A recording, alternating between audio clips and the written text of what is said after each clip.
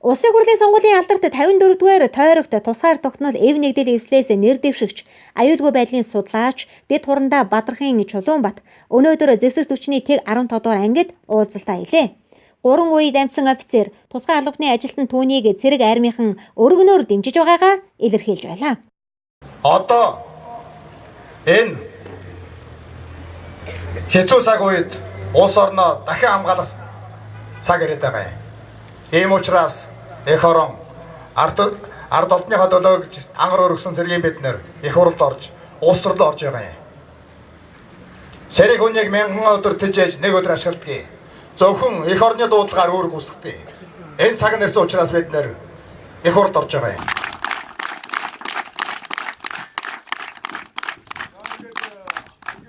Мөн нэр дэвшигч Чулуунбатын сонгуулийн кампанид ажлын хаалтын ажиллагаа өнөөдөр харуул алтай хотгонд болсон юм а. Нэр дэвшигч Чулуунбатын сурталчилгаа сонгуулийн сурчлагын нийт 18 хоногийн 4-т нь тодорхой шалтгааны улмаас тасалдсан ч гэлээ баян зүрхчүүд сонгогч олон түүнийг хэдийнэ мэддэг болж бүрэн дэмжихээ илэрхийлсээр байлаа.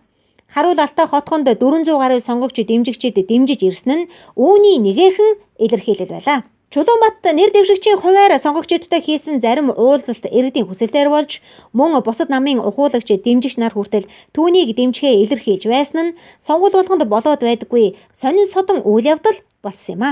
Үндсэндээ бол өчтөр орой сүл телевиз дээр Жавлан, Ануужин, Оргил, Боргил Ичин хорлоо за миний би ингээ 5 хүн шууд эфирд орох ёстой байсан. Хэлэлцүүлэгт 54-р тойрогт ямар асуудал байна? Энийг яаж шийдэх вэ? Улс оронжууд тулгарч байна. Өөнийг яаж шийдэх гэсэн. Жавлан Ануужаар ирээгүй. Ингээд эфир тасалж байгаа. Цаанаас зохион байгуулалт л хийж байгаа дэр бол. Эндээс ямар дүгнэлт хийж ийнө гэхээр ер нь хувилдаан бол үндсэндээ бол тохироондоо хүрсэн. Одоо үр дүнгээ хараа сууцгааж нөхдөд. Гэхдээ бид нар энийг бол даван туулна. Айгаадах юм байхгүй. Би яагаад итгэлтэй байна вэ? Дөнгөж сая над руу гашуутаас ярьж байна. Хожируудангаас ярьж байна. Улиаснаас ярьж байна. Бид нар 5-уудаа цугулсан байна, 10-уудаа цугулсан. Та нар хүрээд ирэж өөрөөсөө өрөөд байна шүү дээ. Тэгмэл одоо би оюун даргаас зөвшөөрөл аваад тийш явах хэрэгтэй байна. 5 хүн гэдэг чинь юу вэ? Одоо цуглуулах гээд өчнөө бензин та шатаагаад өчнөө хүмүүсийн явуулаад цуглуулж өгөхгүй байгаа шүү дээ. Гэтэл тэнд 5 цугулсан, 10 цугулсан. Та нар 10 минут болоод нэг үгээ хэлээд нэг бидэртээ нэг уулзаатгаа чигээд өрөөд байна. Ийм том ялгаа байгаа хгүй бидний хоорондоо. Улсын хурл нэр дэвшиж байгаа эх орны өнчхүү Бадрахын Чулуунбатыг би хөвдөө дэмжиж байна. Миний ижил батлан хамгаалахын амд насаар ажилласан ахмадууд Чулуунбатын хөдөлмөр зүтгэл мэдээ шапараа ярьж дэмжиж 54 дугаар тойрогоос улсын хурл сонгох байхаа гэж найдаж иймэрхүү эх орны төлөө дуурдаг эрчүүд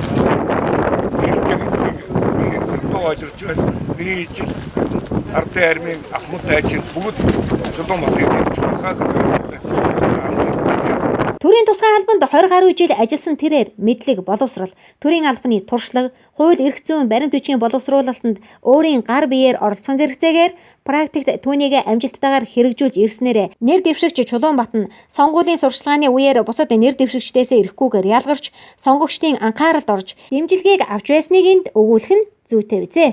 Монгол улсынхаа төлөө зүтгэе.